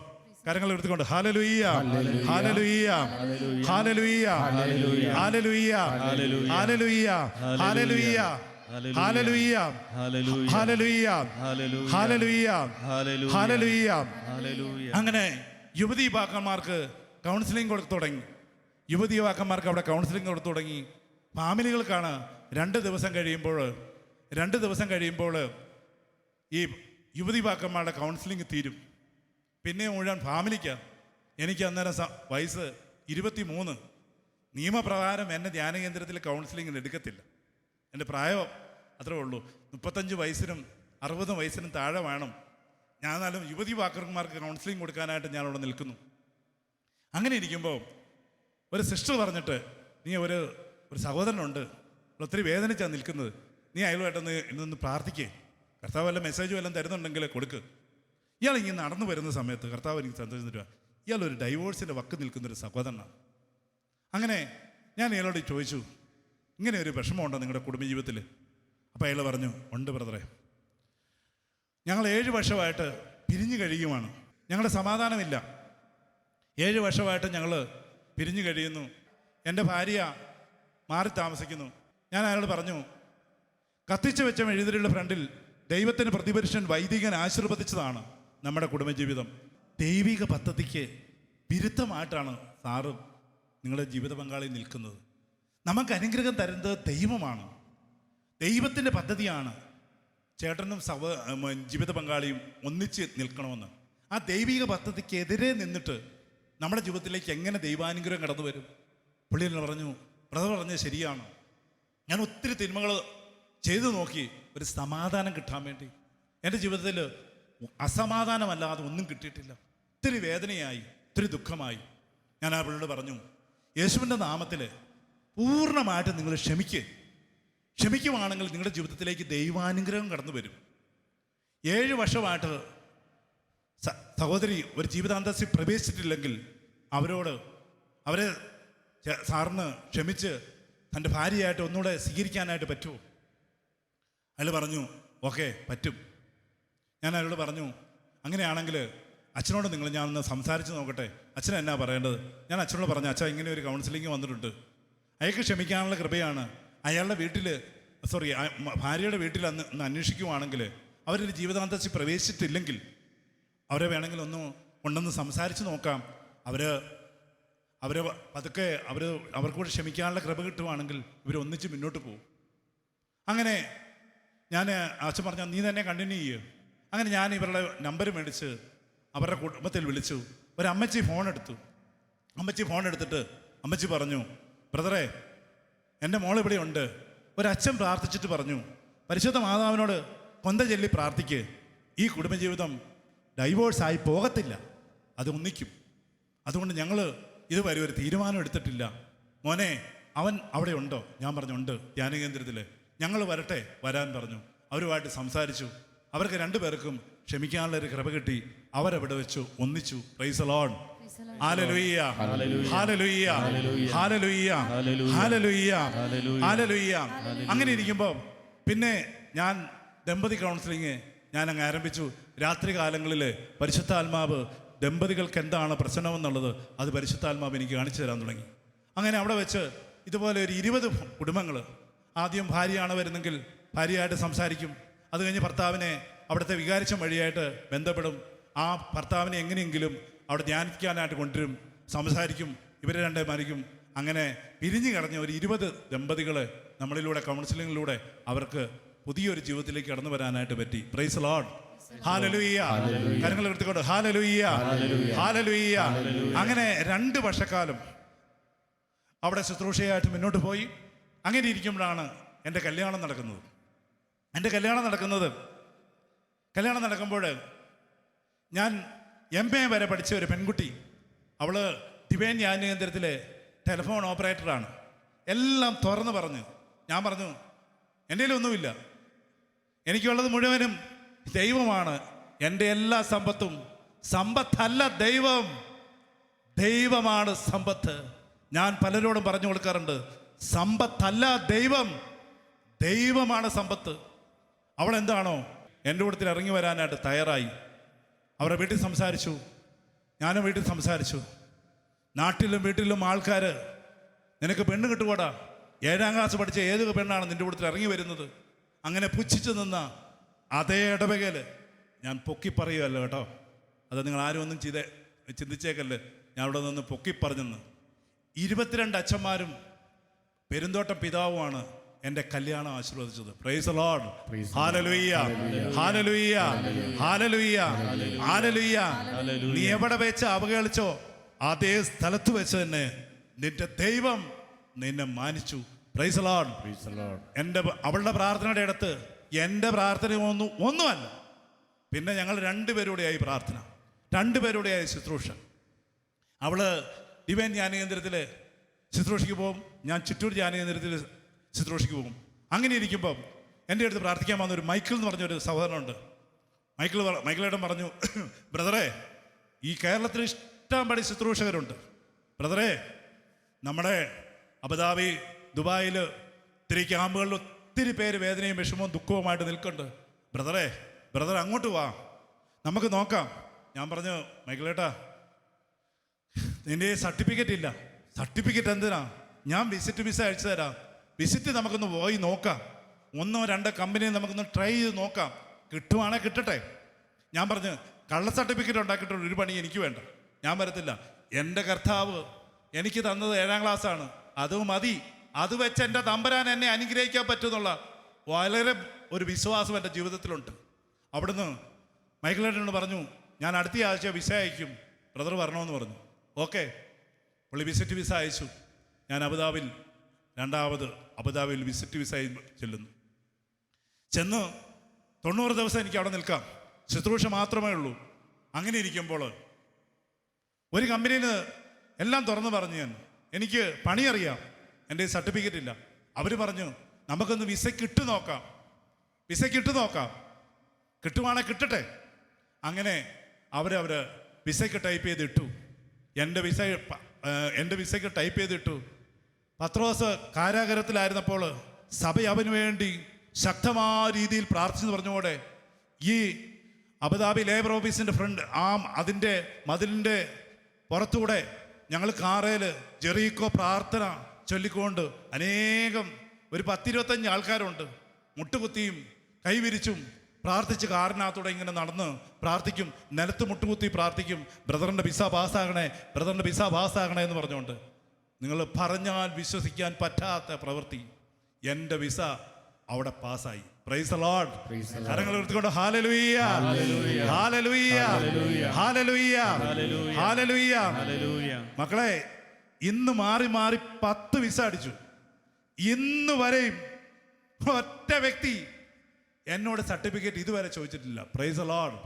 കരങ്ങൾ എടുത്തുകൊണ്ട് ഹല്ലേലൂയ ഹല്ലേലൂയ ഹല്ലേലൂയ ഹല്ലേലൂയ. പിന്നെ പൂർവാധിക ശക്തിയോടുകൂടെ ശുശ്രൂഷ അങ്ങ് ആരംഭിച്ചു. പിന്നെ പിടിച്ചാൽ കിട്ടുമോ? രാവിലെ ആ ജോലിക്ക് അങ്ങോട്ട് പോയി കഴിഞ്ഞിട്ട് 5 മണിയാകുമ്പോൾ ഇങ്ങനെ ഇറങ്ങി കഴിഞ്ഞാൽ പിന്നെ പറഞ്ഞാൽ തീരാത്ത മുസ്തഫ അവിടെ മുഴുവനും ക്യാമ്പ് മുഴുവനും കയറി ഇറങ്ങി. ഒരാളെ പോലും ഒരാത്മാവ് നശിച്ചു പോകാൻ എൻ്റെ തമ്പുരാൻ ആഗ്രഹിക്കുകയല്ലെന്ന് പറഞ്ഞുകൊണ്ട് ഈ മനുഷ്യനെ ഞാൻ കാണുമ്പോൾ ഈ മനുഷ്യനിൽ ഈശോയാണ് ഈ മനുഷ്യനിൽ, ഈ കുട്ടിയിൽ ഈശോയാണ്. ആ വലിയൊരു ബോധ്യത്തിലേക്ക് വന്നു. പിന്നെ അങ്ങോട്ട് ശുശ്രൂഷ അങ്ങ് തുടങ്ങി. അങ്ങനെ ശുശ്രൂഷ ചെയ്ത് വരുന്നു. ശുശ്രൂഷ ചെയ്ത് വരുന്ന സമയത്ത് അങ്ങനെ പള്ളിയിൽ അറിയപ്പെടുന്നതായി. അവിടെ പെടുന്ന വചനപ്രഘോഷണം തുടങ്ങി, ശുശ്രൂഷ തുടങ്ങി, പല എമിറേറ്റ്സുകളിൽ പോയി വചനപ്രഘോഷണം തുടങ്ങി. അങ്ങനെ ഇരിക്കുമ്പോഴാണ് അടുത്ത സഹനം വരുന്നത്. അവിടെ നിന്ന് വന്നു ജബലാലി. നിങ്ങൾ UAE ഉള്ളവർക്കറിയാം ജബലാലി. ആ മരുഭൂമിക്ക് അകത്ത്, അതായത് റോഡിൽ നിന്നൊരു 140 കിലോമീറ്റർ അകലെ മരുഭൂമിയിൽ, സെൻട്രൽ മരുഭൂമിയിൽ ഒരു ജനറേറ്റർ കൊണ്ട് വെക്കുന്നുണ്ട്. ഇത്തിസലാത്തിൻ്റെ ഈ അവിടുത്തെ ഒരു ഓഫീസ് വരുന്നുണ്ട് അവിടെ. അതിന് ജനറേറ്റർ അടിക്കാനായിട്ട് അതിന് യുവാക്കൾ വേണം, കരുത്തുള്ള ആൾ വേണം. തിരഞ്ഞെടുത്തത് എന്നെ. ഇന്നലെ വരെ കത്തി ശുശ്രൂഷയ്ക്ക് ചെയ്തുകൊണ്ടിരുന്നത് ഞാൻ വേണ്ട മരുഭൂമിയിൽ അങ്ങേ 140 കിലോമീറ്റർ അകലെ, മൊബൈൽ പോലും റേഞ്ചില്ല. അന്നൊന്നും ഇതുപോലെ ഈ വാട്സപ്പോ ഇൻ്റർനെറ്റോ ഒന്നും ഇല്ലാത്ത കാലം. കണ്ണീരായി കൈയായി ഒരു ദിവസം കടന്നുപോയി. മരുഭൂമിക്കകത്ത് ഞാനിങ്ങനെ നിൽക്കുവാണ്. എന്ത് ചെയ്യാം? പള്ളിയിൽ പോകാൻ പറ്റുന്നില്ല. 1 ദിവസമായി, 2 ദിവസമായി, 3 ദിവസമായി, 4 ദിവസമായി. ഒരൊറ്റ പോലും വിളിയില്ല. പലരും വിളിച്ചു, ബ്രദറെ ശുശ്രൂഷ ചെയ്തപ്പോൾ ഇച്ചിരിയൊക്കെ സൂക്ഷിക്കണമായിരുന്നു, സാത്താൻ്റെ വലിയ തട്ടിപ്പാണ് ബ്രദറെ. ഞാൻ പറഞ്ഞു, എന്ത് സാത്താൻ? എൻ്റെ തമ്പുരാൻ അറിയാതെ എൻ്റെ ജീവിതത്തിൽ ഒന്നും സംഭവിക്കില്ല. നമുക്ക് പാടാം, ദുഃഖത്തിൻ്റെ ഭാരപാത്രം കർത്താവ് എൻ്റെ കരങ്ങളിൽ തന്നാൽ സന്തോഷത്തോടെ, ദൈവം അറിയാതെ എൻ്റെ ജീവിതത്തിൽ ഒന്നും സംഭവിക്കില്ല. ഈ പാട്ടിനോട് പാടി പ്രാർത്ഥിച്ചേ. ദോഷമായിട്ട് എന്നോട് എൻ്റെ തമ്പുരാൻ ചെയ്യത്തില്ലെന്ന് 7ാം ക്ലാസ്സുകാരന് വിസ അടിച്ചു തരാമെങ്കിൽ ഈ 140 കിലോമീറ്റർ അവിടെ നിൽക്കുന്ന മരുഭൂമിയിലാണോ എൻ്റെ തമ്പുരാൻ എന്നെ പ്രവർത്തിക്കാനായിട്ട് ബുദ്ധിമുട്ട്? ഈ പാട്ടിനോട് നമുക്കൊന്ന് പാടി പ്രാർത്ഥിക്കാം. ദുഃഖത്തിൻ്റെ പാത്രം കർത്താവിൻ്റെ കയ്യിൽ തന്ന സന്തോഷത്തോടതു വാങ്ങി എല്ലാവരോടും ചേർന്ന് ഹല്ലേലൂയ പാടിയിടും ഞാൻ. എല്ലാവരോടും പാടിക്കേ. ദുഃഖത്തിൻ്റെ പാനപാത്രം കർത്താവിൻ്റെ കയ്യിൽ തന്നാൽ സന്തോഷത്തോടതു വാങ്ങി ഹല്ലേലൂയ പാടിയിടും ഞാൻ. ദോഷമായിട്ടൊന്നും എന്നോടെന്റെ താതൻ ചെയ്യുകയില്ല. എന്നെ അവനാടിച്ചാലും അവൻ എന്നെ സ്നേഹിക്കുന്നു. എന്താ പാടിയേ? ദോഷമായിട്ടൊന്നും എൻ്റെ താതൻ എന്റെ താതൻ ചെയ്യുകയില്ല. ഇല്ല മക്കളെ, ചെയ്യത്തില്ല. അവനാടിച്ചാലും അവൻ എന്നെ സ്നേഹിക്കുന്നു. ചെയ്യത്തില്ല മക്കളെ. ദൈവം അറിയാതെ എൻ്റെ ജീവിതത്തിൽ ഒന്നും സംഭവിക്കില്ല. ഇത് കേട്ടോണ്ടിരിക്കുന്ന മക്കളെ, ഒരുപക്ഷെ കണ്ണീര് കയ്യുമായിട്ടായിരിക്കും നിങ്ങൾ ഈ ശുശ്രൂഷ കൂടിക്കൊണ്ടിരിക്കുന്നത്. എനിക്കറിയാം മക്കളെ, ദോഷമായിട്ടൊന്നും നിന്റെ ദൈവം ചെയ്യത്തില്ല. മക്കളെ, ഇന്ന് നിങ്ങളുടെ കണ്ണിലൂടെ ഒഴുകുന്ന എന്ത് വേദന ആയിക്കോട്ടെ, അത് നന്മയാക്കി തരാൻ പറ്റുന്ന ദൈവത്തിന്റെ സന്നിധിയിലാണ് ഈ രാത്രിയിൽ നമ്മൾ ഒന്നിച്ചിരിക്കുന്നത്. നന്മയല്ലാതെ എന്റെ ദൈവം ഒന്നും ചെയ്യത്തില്ല മക്കളെ. ഇന്ന് നീ എത്രമാത്രം, ഒരു പക്ഷെ നീ ജീവിക്കാത്തൂടെ ഈ കണ്ണീരോടെ പൊട്ടിക്കരഞ്ഞ് പ്രാർത്ഥിക്കുന്നുണ്ട്. മക്കളെ, സഹനം ദൈവം തരാൻ പോണ അനുഗ്രഹത്തിന് മുന്നോടിയാ മക്കളെ. ഇന്ന് നിങ്ങൾ അനുഭവിക്കുന്ന എന്തുമായിക്കോട്ടെ, നാളെ നിങ്ങളുടെ ജീവിതത്തിൽ അത് നന്മയാക്കി മാറ്റാൻ കഴിയുന്ന ദൈവത്തിന്റെ സന്നിധിയിൽ ഒരു വാക്കുകൊണ്ട് എല്ലാം സൃഷ്ടിച്ച ഒരു ദൈവമുണ്ട് മക്കളെ. ആ ദൈവമാണ് നമ്മുടെ അപ്പൻ. ആ ദൈവം അറിയാതെ എന്റെ ജീവിതത്തില് ഒന്നും സംഭവിക്കില്ല മക്കളെ. ദോഷമായിട്ടൊന്നും എന്റെ ദൈവം ചെയ്യത്തില്ല. ദോഷമായിട്ട് എന്റെ ദൈവം ഒന്നും ചെയ്യത്തില്ല. ദോഷമായിട്ടൊന്നും എന്നോട് എന്റെ താതൻ ചെയ്തില്ല. ചെയ്യത്തില്ല മക്കളെ. എന്നെ അവൻ നിന്റെ വേദന അറിയിച്ചാലും അനുഗ്രഹം മക്കളെ. ഇന്ന് നീ എന്ത് വേദനയിലൂടെ കടന്നു പോയാലും സ്നേഹിക്കുന്നു. അത് അനുഗ്രഹം മക്കളെ. എന്നെ അനുഗ്രഹം മക്കളെ. അറിയിച്ചാലും അനുഗ്രഹം മക്കളെ. അവൻ എന്നെ സ്നേഹിക്കുന്നു. അനുഗ്രഹം മക്കളെ. ആ പൊട്ടിക്കരഞ്ഞു.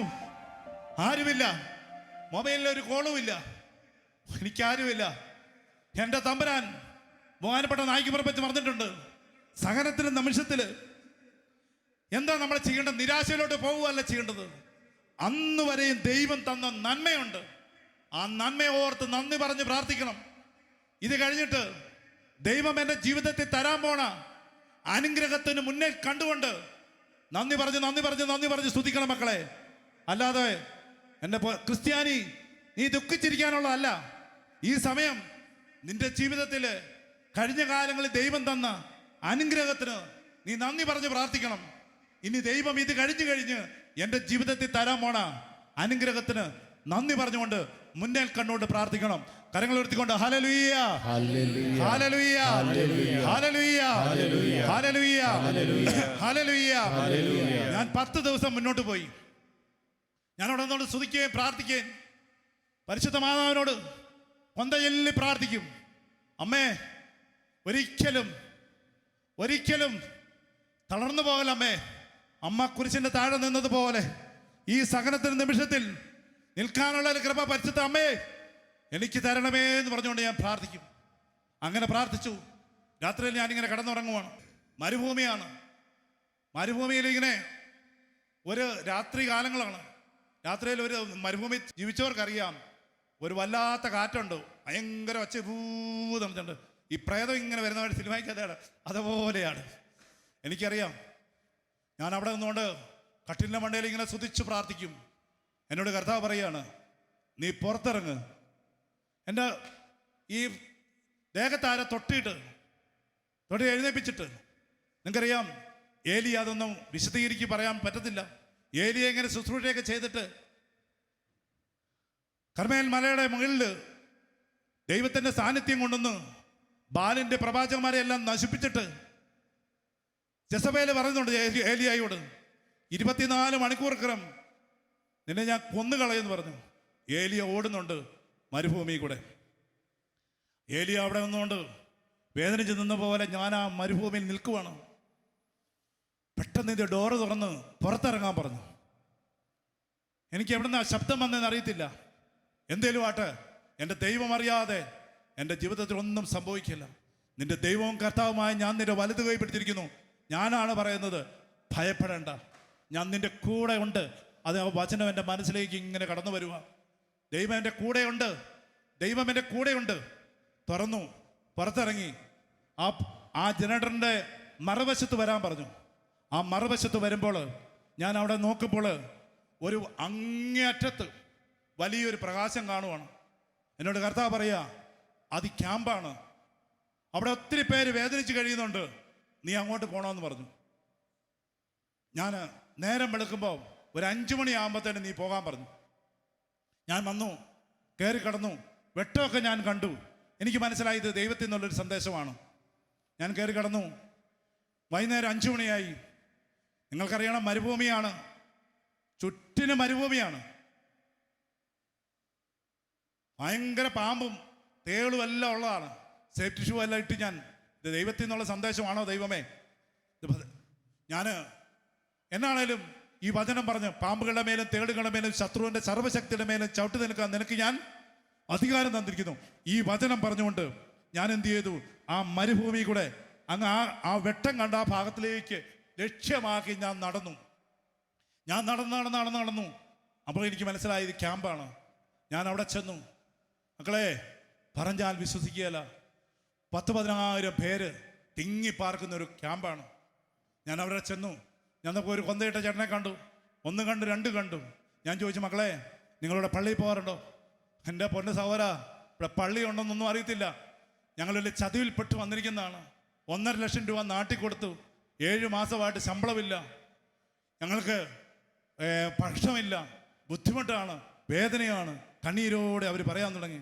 ഞാൻ പറഞ്ഞു, ഇന്ന് വ്യാഴാഴ്ചയാണ്, നാളെ നമ്മുടെ പള്ളിയിൽ, ഇവിടെ ജബലാലി പള്ളിയിൽ കുർബാനയുണ്ട്. ഞാൻ വണ്ടി അറേഞ്ച് ചെയ്താൽ നിങ്ങൾക്ക് വരാനായിട്ട് പറ്റുമെന്ന് ചോദിച്ചു. അവർ പറഞ്ഞു, പറ്റും പറഞ്ഞേ, പറ്റും സഹോദരാ, ഞങ്ങൾക്കാരുമില്ല, ഈ മരുഭൂമി ഞങ്ങൾക്ക് എങ്ങോട്ട് പോകണ്ടേന്ന് പോലും അറിയത്തില്ലെന്ന് പറഞ്ഞു. ഞാൻ അബുദാബിയിലുള്ള നമ്മുടെ സഹോദരങ്ങളെ വിളിച്ചു. മക്കളെ, ഇങ്ങനെ ഒരു ക്യാമ്പിൽ നിങ്ങൾക്ക് ആർക്കെങ്കിലും സ്പോൺസർ ചെയ്യാവോ? ഒരു വണ്ടി വിട്ടു തരുവാണെങ്കിൽ ഏറെക്കുറെ 100-500 പേരെങ്കിലും പള്ളിയിൽ പോകാനുണ്ട്. അവർ പറഞ്ഞു, ബ്രദറെ, എത്ര വണ്ടി വേണേലും വിട്ടുതരാം, ബ്രദറെ ആൾക്കാരെ അറേഞ്ച് ചെയ്തോളാൻ പറഞ്ഞു. അവരവിടുന്ന് ഒരു 7 വണ്ടി സ്പോൺസർ ചെയ്തു. ഒരു വണ്ടിക്കകത്ത് 50 പേരെ കയറാൻ പറ്റുള്ളൂ. 7 35 10-600 പേര് പള്ളിയിൽ പോകാൻ വേണ്ടി വന്ന് നിൽക്കുന്നു. ഞാൻ പെട്ടെന്ന് പറയുകയാണ്, പള്ളിയിൽ പോകാൻ വേണ്ടി വന്ന് നിൽക്കുന്നു. എന്ത് ചെയ്യാം? പാകിസ്ഥാനി ഡ്രൈവറാണ്. അപ്പം ജന്മം ചെയ്യത്തില്ല. ഞാൻ അവിടെ നിന്നുകൊണ്ട് ഉള്ളിരുകി പ്രാർത്ഥിച്ചു, ദൈവമേ, 7 വണ്ടി കുർബാനയ്ക്കുള്ള സമയമായി, എന്ത് ചെയ്യാം? ഇവരെല്ലാം വന്ന് നിൽക്കുക പള്ളിയിൽ പോകാനായിട്ട്. ഞാൻ ഒരു പാകിസ്ഥാനിയുടെ കാലയിലോട്ട് ഇങ്ങനെ കെട്ടി അങ്ങോട്ട് വീണ്ടും പറഞ്ഞു, അറിയാവുന്ന ഹിന്ദിയിൽ പറഞ്ഞു, നീ ഒന്ന് സഹകരിക്കുവാണെങ്കിൽ ഇവർക്ക് കൂടെ ഒന്ന് പള്ളിയിൽ പോകാൻ പറ്റും. പാകിസ്ഥാനെ മറ്റവരോട് പറയാം, ഇവിടെ നമുക്കൊക്കെ ഇതാ അവിടെ ഇവിടെയൊക്കെ പള്ളിയുണ്ട്, ഇവർക്ക് അവിടെ ഒരു പള്ളി മാത്രമേ ഉള്ളൂ, അവരെയും കൂടെ പള്ളിയിൽ കൊണ്ടുപോടേ എന്ന് പറഞ്ഞുകൊണ്ട് ഹിന്ദിയിൽ അവർ പറയുന്നത് എനിക്ക് മനസ്സിലായി. അവർ പറഞ്ഞു, കയറിക്കോളാൻ പറഞ്ഞു. 600 പേരും മക്കളെ 7 വണ്ടിക്കകത്ത് ഇങ്ങനെ ഞീരുങ്ങി ഇരുന്നോളാൻ പറഞ്ഞു. പുറത്തുനിന്ന് നോക്കിയാൽ, പോലീസ് നോക്കിയാൽ കാണത്തില്ല. ആണ്ടോ, ഒരുവന്റെ വഴി കർത്താവിന് പ്രീതികരമാവുമ്പോൾ അവൻ്റെ ശത്രുക്കൾ പോലും അവനോട് ഇണങ്ങിക്കഴിയാൻ തുടങ്ങും. അങ്ങനെ അവിടുന്ന് വണ്ടി വിട്ടു. അവിടുന്ന് പോയി എല്ലാവരും 600 പേര് ഒരു പള്ളിയിലോട്ട് പോയിട്ട് അച്ഛൻ ചോദിക്കും, ഇതെന്നതാണ്? പൊട്ടിക്കരഞ്ഞ് അവർ പ്രാർത്ഥിക്കുവാണ്. ആ കൂട്ടത്തിൽ ഞാനും ഉണ്ട്. ദൈവമേ, എനിക്ക് സന്തോഷമാണോ കരച്ചിലാണോ ദുഃഖമാണോ? തമ്പുരാൻ ഇതിനു വേണ്ടിയാണല്ലോ എന്നെ ഇവിടെ എത്തിച്ചത്. ഞാൻ ഇതിനു വേണ്ടി സാത്താൻ പിടിച്ചു, അങ്ങനെ ചെയ്തു, ഇങ്ങനെ ചെയ്യുന്നു പറഞ്ഞിട്ട് സാത്താനെ പിടിക്കാനല്ല നോക്കിയത്. ഉണ്ടോ? ദൈവമറിയാതെ എൻ്റെ ജീവിതത്തിൽ ഒന്നും സംഭവിക്കുകയില്ല. അങ്ങനെ അവിടെ ഒരു മാസക്കാലം വണ്ടി ഓടി. അങ്ങനെ ഇരിക്കുമ്പോൾ ഞങ്ങളുടെ കമ്പനിയിൽ വൈസ് എന്ന ഒരാളുടെ കാല് മുറിഞ്ഞു കഴിഞ്ഞപ്പോൾ അയാൾക്ക് വേറെ സൈറ്റുകളിൽ പോകാൻ പറ്റത്തില്ല. അയാൾ എന്നോട് വിളിച്ചിട്ട് ചോദിക്കുക, എടാ, നീ എനിക്കൊരു ഉപകാരം ചെയ്യണം. ഞാൻ ചോദിച്ചു, എന്താണ്? എടാ, നിന്റെ ജോലി എനിക്ക് തരാമോ? അവിടെ വലിയ പണിയൊന്നും ഇല്ലെന്ന് പറഞ്ഞ് കേട്ടു.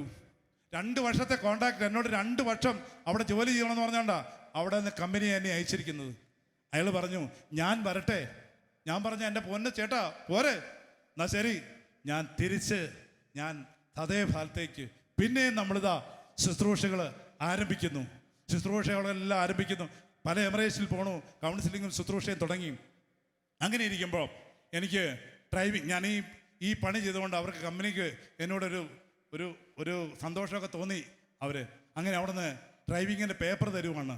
എനിക്ക് അവിടുന്ന് ഡ്രൈവിംഗ് ലൈസൻസ് കിട്ടുന്നു. ഡ്രൈവിംഗ് ലൈസൻസ് കിട്ടിയപ്പോൾ കമ്പനിയുടെ പല പണികൾക്കും ബുദ്ധിമുട്ട് വന്നു. അപ്പം ഞാൻ ചോദിച്ചു, എനിക്ക് ഷാർജയിലേക്ക് മാറ്റം തരാമോ? മാറ്റം തന്നു. ഞാൻ കമ്പനിയിൽ നിന്ന് വേറൊരു വിസയിൽ മാറിക്കോട്ടെ എന്ന് ചോദിച്ചു. അവർ പറഞ്ഞു, മാറിക്കോളാൻ പറഞ്ഞു. അങ്ങനെ ഞാൻ എന്ത് ചെയ്തു? അവിടുന്ന് വേറൊരു കമ്പനിയിലേക്ക് വിസ ചേഞ്ച് ചെയ്തു, ഒരു ട്രാൻസ്പോർട്ട് കമ്പനിയിൽ. അങ്ങനെ വണ്ടിയെടുത്ത് സൈറ്റുകളിൽ ഓടാൻ തുടങ്ങി. ഓടിത്തുടങ്ങി. എൻ്റെ സാമ്പത്തിക മേഖല പതുക്കെ ഉയരാൻ തുടങ്ങി.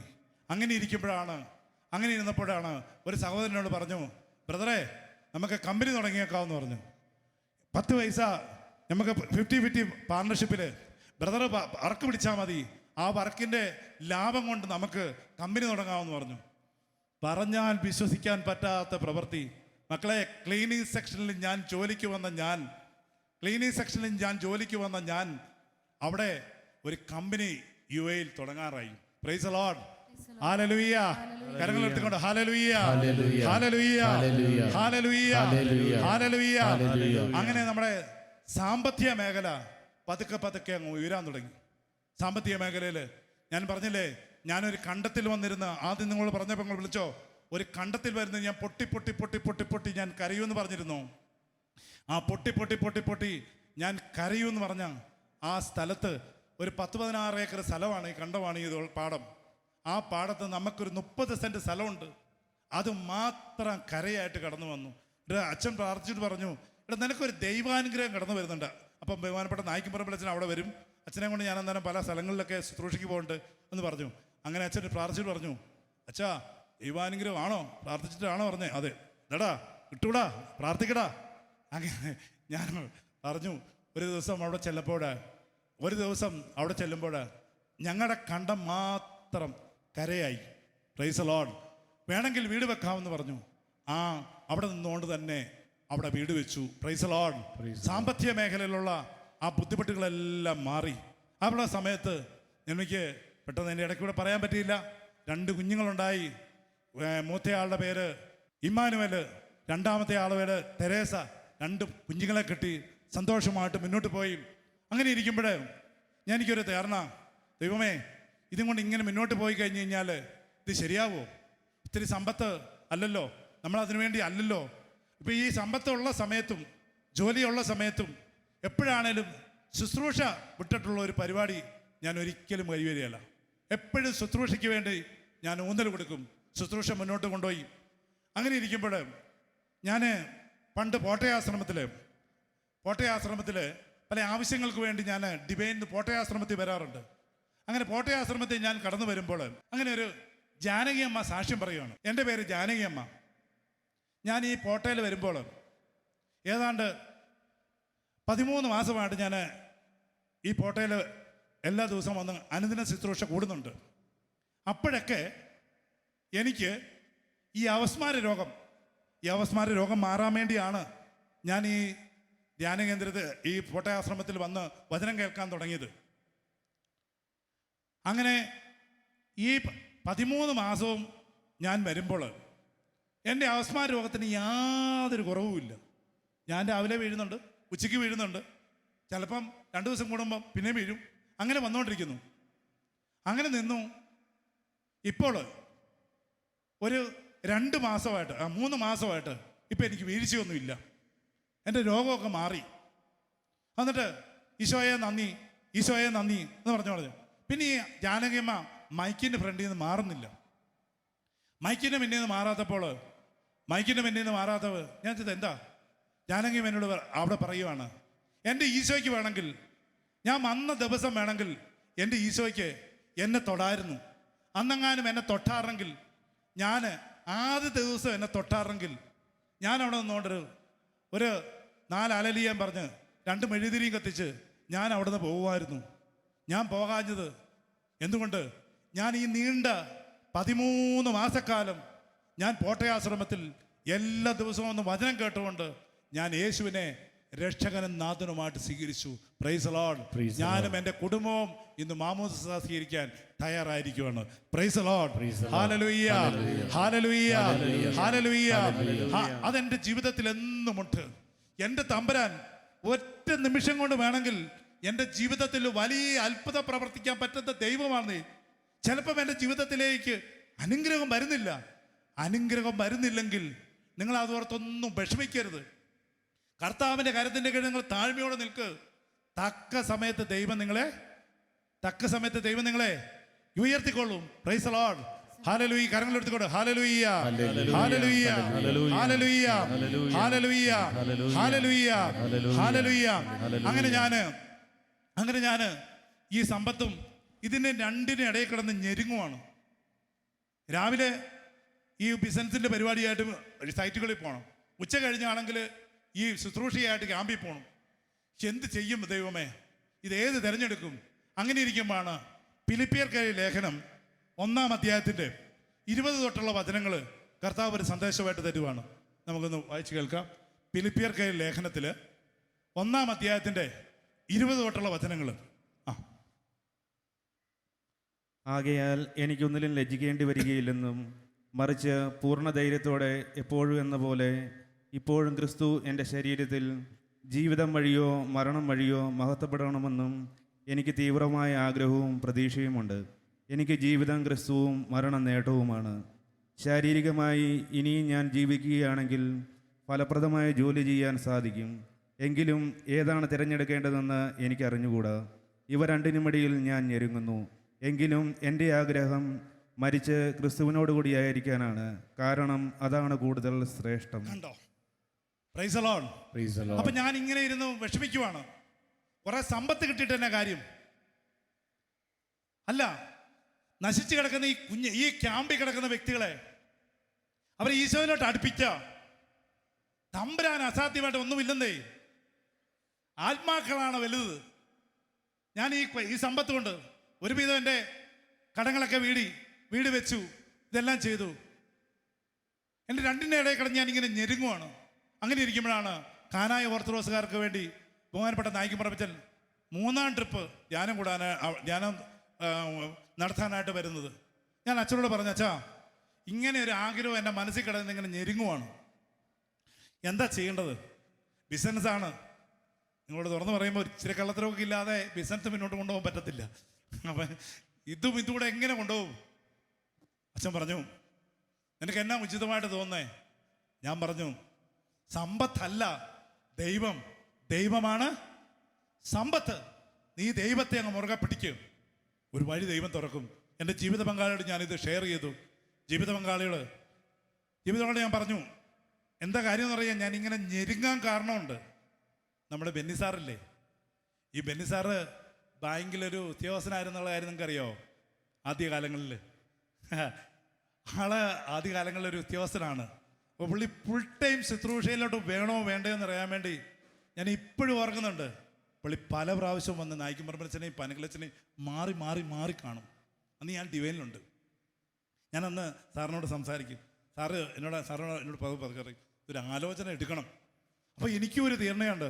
നാളെ ദൈവമേ ഞാൻ ഇങ്ങനെ എടുത്തു കഴിഞ്ഞാൽ, ഇങ്ങനെ ഒരു തീരുമാനം എടുത്തു കഴിഞ്ഞാൽ നാളെ എൻ്റെ ആൾക്കാർ നീ എന്ത് പണിയാണ് തമ്പുരാൻ തന്നത് മുഴുവൻ നശിപ്പിച്ച് കളഞ്ഞില്ലേ എന്നുള്ളൊരു വേദന.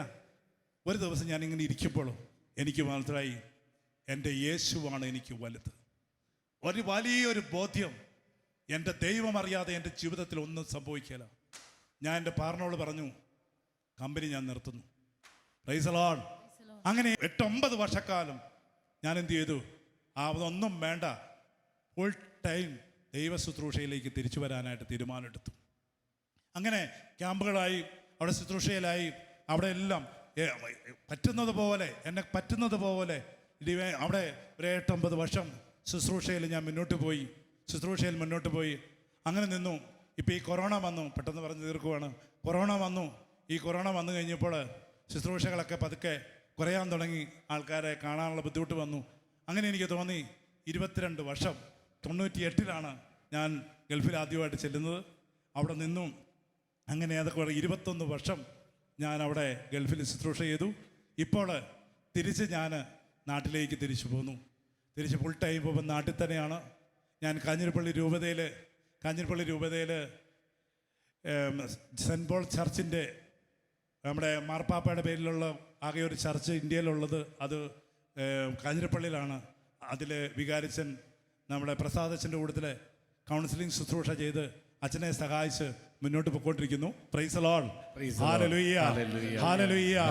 നിങ്ങളൊരു കാര്യം മനസ്സിലാക്കണം മക്കളെ, സമ്പത്തല്ല ദൈവമാണ് സമ്പത്ത്. നമുക്ക് എഴുന്നേറ്റ് നിൽക്കാം കർത്താവിൻ്റെ സന്നിധിയിൽ. സമ്പത്തല്ല. ഇപ്പം നമ്മുടെ മനസ്സിൽ ഈ വന്നിരിക്കുന്ന ഒത്തിരി പേരുണ്ട്. ഒത്തിരി വേദനയും വിഷമവും ദുഃഖവും ഭാരവുമായിട്ട് അനേകർ നിൽപ്പുണ്ട്. എനിക്കറിയാം മക്കളെ, ഒരു പക്ഷേ അങ്ങോട്ടും ഇങ്ങോട്ടൊക്കെ കാണുമ്പോൾ ഒരു ചെറിയൊക്കെ ചിരിക്കുന്നുണ്ട്, കണ്ണീരുമായിട്ട് നിൽക്കുന്നുണ്ട്. അതിലുപരിയായിട്ട് അറിയാമല്ലോ, ഞാൻ ആദ്യം പറയേണ്ട ഒരു കാര്യം ഒന്ന് പറഞ്ഞോട്ടെ, മറന്നുപോയി. ഞാൻ ഈ നൈറ്റ് വില്ല് ശുശ്രൂഷ ഒത്തിരി വില കൊടുത്തു കൂടിയ ഒരു ശുശ്രൂഷയാണിത്. ഇതിൻ്റെ സ്റ്റേജിൽ വന്ന് ഇങ്ങനെ ഒരു ശുശ്രൂഷ ചെയ്യാമെന്ന് പറയുന്നത് വിശ്വസിക്കാൻ പറ്റത്തില്ലാത്തതാണ്. എന്താ ചോദിച്ചു കഴിഞ്ഞാൽ, ഞാനും എൻ്റെ കുടുംബവും ഒരു 18 വർഷമായിട്ട് ഒരു 5 പ്രാവശ്യമെങ്കിലും മുടങ്ങിയിട്ടുണ്ടാവും. ആദ്യ വെള്ളിയാഴ്ച എന്നൊരു ദിവസം ഉണ്ടെങ്കിൽ ഉച്ച കഴിഞ്ഞ് എൻ്റെ മൊബൈൽ കംപ്ലീറ്റ് ഞാൻ ബ്ലോക്ക് ചെയ്യും. ആ മൊബൈൽ ബ്ലോക്ക് ചെയ്തിട്ട് ഈ ശുശ്രൂഷയ്ക്ക് വേണ്ടി, നാട്ടിലാണെങ്കിൽ ഞങ്ങൾ എല്ലാവരും കൂടെ കൂടും, അല്ലെങ്കിൽ ഞാൻ അവിടെയാണെങ്കിൽ എൻ്റെ ജീവിത പങ്കാളിയും കുഞ്ഞുങ്ങളും അവിടെ പാവരിച്ച് അവിടെ കൂടും. ആ സമയത്തൊക്കെ പല പ്രതിസന്ധികൾ എൻ്റെ ജീവിതത്തിൽ ശുശ്രൂഷയുടെ സമയത്ത് വന്നിട്ടുണ്ട് മക്കളെ. മുട്ടുകുത്തുന്ന തമ്പുരാന്റെ സന്നദ്ധിയിൽ പൊട്ടിക്കരഞ്ഞ് ഈ നൈറ്റ് വിജിലിന് വേണ്ടി പ്രാർത്ഥിച്ചിട്ടുണ്ടോ? ആ നൈറ്റ് വിജിൽ കഴിയുമ്പോൾ ആ 2 ആഴ്ചക്കുള്ളിൽ എൻ്റെ ജീവിതത്തിൽ ഞാൻ എന്തിനു വേണ്ടി പ്രാർത്ഥിച്ചോ ആ ജീവിതത്തിൽ കർത്താവ് ഇടപെട്ടിട്ടുണ്ട്. Praise the lord. ഹല്ലേലൂയ. ഇത് ആദ്യകാലങ്ങളിൽ ഇതൊന്നും ഇല്ലാത്ത സമയത്ത് പാറപ്പുറത്ത് ഇവർ കുറച്ച് പേര് അവിടെ ഇരുന്നുകൊണ്ട് പ്രാർത്ഥിക്കുന്നുണ്ട്. ആ സമയത്ത് ഞാൻ ഡിവൈനിലുണ്ട്. മെഴുതിരി കത്തിച്ച് അവിടെയുള്ള സ്ഥലത്ത് പ്രാർത്ഥിക്കണമെന്ന് പറയുമായിരുന്നു. ആ സമയത്ത് ഞങ്ങൾ ഒരു 8 പേര് ഡിവൈനിൽ മെഴുതിരി കത്തിച്ച് ആ സമയത്ത് ഞങ്ങൾ പ്രാർത്ഥിക്കുമായിരുന്നു. മക്കളെ, ഈ നൈറ്റിലിരുന്ന് കണ്ണീരോടെ പ്രാർത്ഥിക്കുന്നവരുണ്ട്. ജീവിക്കാത്ത ഞങ്ങൾ പൊട്ടിക്കരഞ്ഞു പോടെ പ്രാർത്ഥിക്കുന്ന അനേകരുണ്ട് മക്കളെ. നിങ്ങളുടെ വേദന എന്തും ആയിക്കോട്ടെ മക്കളെ, എന്തും ആയിക്കോട്ടെ, ആ വേദനയിലല്ല നോക്കണ്ട മക്കളെ, പ്രശ്നത്തിലല്ല നോക്കേണ്ടത് നീ ദൈവത്തിന്റെ മുഖത്താണ്. അവിടത്തെ നോക്കിയാരും എല്ലാ വ്യക്തികളും നിരാശയിലോട്ട് പോയിട്ടില്ല. അവിടുത്തെ നോക്കിയവരെല്ലാം പ്രകാശത്തിലാണ്. സിംഹക്കുട്ടികൾ ഇരകിട്ടാതെ വിശന്നു വലുന്നേക്കാം. കർത്താവിനെ ആശ്രയിക്കുന്നവർക്ക് ഒരു കുഴപ്പം ഒന്നും സംഭവിക്കില്ല മക്കളെ. അന്നും 7ാം ക്ലാസ്, ഇന്നും 7ാം ക്ലാസ്, ഇന്നും എനിക്ക് വായിക്കാൻ അറിയത്തില്ല ഇംഗ്ലീഷ്. മക്കളെ, ഇന്നൊരു ശുശ്രൂഷയിൽ ഇവിടെ നിൽക്കാമെങ്കിൽ എൻ്റെ തമ്പുരാൻ മക്കളെ, നിങ്ങൾ അനുഭവിക്കുന്ന വേദനയുടെ മുന്നിൽ ഈ രാത്രിയിൽ നിന്റെ ദൈവം നിന്റെ ജീവിതത്തിൽ ഇടപെടും. അവൻ എൽ സദായിയാണ്, നിന്റെ പ്രശ്നത്തെക്കാൾ വലിയവനായ ദൈവം. ആരും പറഞ്ഞാൽ വിശ്വസിക്കാൻ പറ്റാത്ത ഒരു പ്രവൃത്തി ദൈവം ഇന്ന് നിന്റെ ജീവിതത്തിൽ ചെയ്യും മക്കളെ. വിശ്വസിച്ചോണ്ട് ഹല്ലേലൂയ പറഞ്ഞു. ഹല്ലേലൂയ എന്ന് പറ. ഹല്ലേലൂയ എന്ന് പറ. ആരും പറഞ്ഞാൽ വിശ്വസിക്കാൻ പറ്റാത്ത ഒരു പ്രവൃത്തി ദൈവം നിന്റെ ജീവിതത്തിൽ ചെയ്യും മക്കളെ.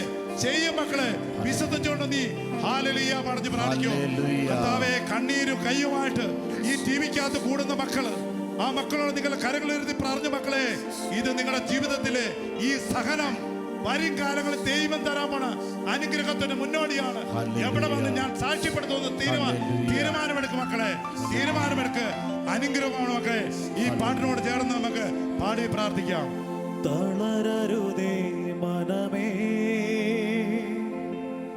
ആകുലമോ അരുതേ, എല്ലാവരും പറഞ്ഞാലാർക്കും വിശ്വസിക്കാനാവാത്തൊരത്ഭുതം ദൈവം ചെയ്തിടുമേ. ചെയ്യും മക്കളെ.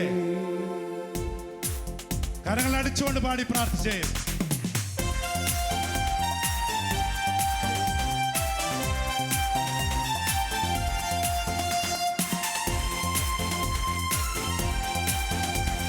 എല്ലാരും തളരരുതേ മനമേ, ആകുലമോ അരുതേ, പറഞ്ഞാലാർക്കും വിശ്വസിക്കാനാവാത്തൊരത്ഭുതം ദൈവം ചെയ്തിടുമേ.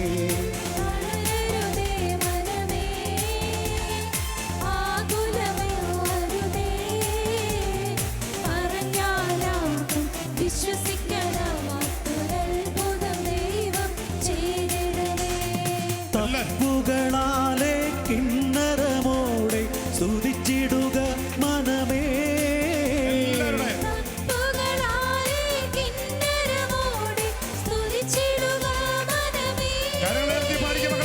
ആകുലമെല്ലാം ആനന്ദമാകും സ്തുതിച്ചിടുക മനമേ, ആകുലമെല്ലാം ആനന്ദമാകും സ്തുതിച്ചിടുക മനമേ. തളരരുത്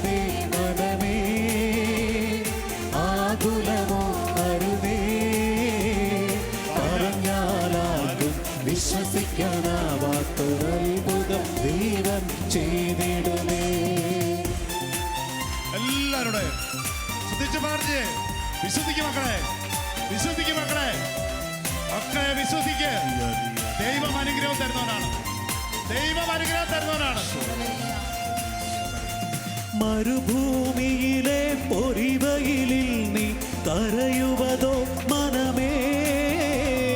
മരുഭൂമിയിലെ പൊരിവെയിലിൽ നീ കരയുവതോ മനമേ?